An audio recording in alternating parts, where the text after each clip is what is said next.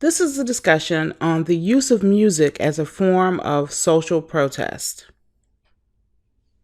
According to Ingram, quote, a rock and roll song may not be enough to start a political overthrow, but it can help set forces into motion which eventually coalesce into revolutionary struggle.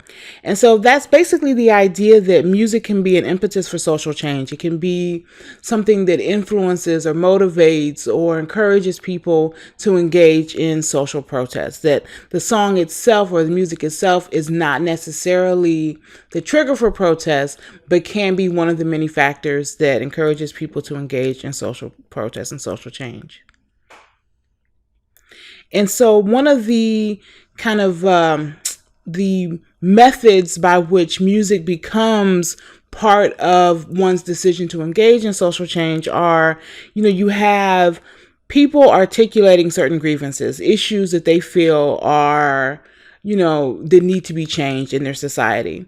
And so once people have articulated certain grievances, artists then produce songs that are protest songs that address those grievances.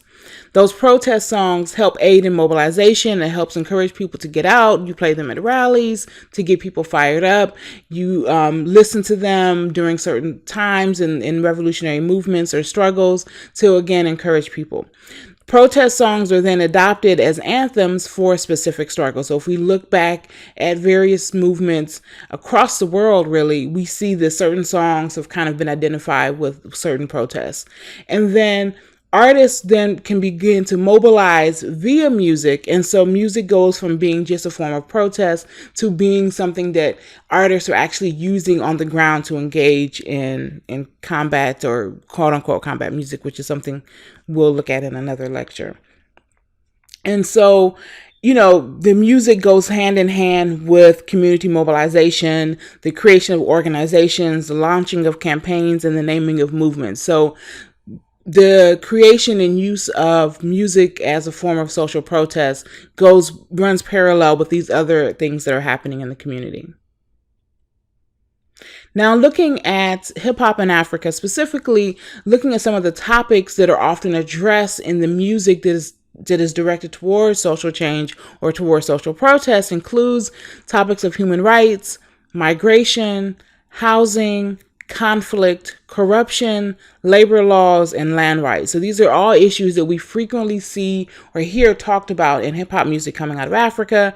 An example would be DJ Awadi's song Senegal, in which he says, "You promised me I would have a job. You promised me I would have food. You promised me I would have real work and hope, but so far nothing. That's why I'm leaving. That's why I'm taking off in this canoe, swearing not to stay here a second longer. I would prefer die than live in this hell." And so that's a song that was specifically speaking to the migration of West Africans, specifically Senegalese, in boats heading to Europe. And we know what some problems that have emerged around those migrations. So it's serious human rights and migration issue there.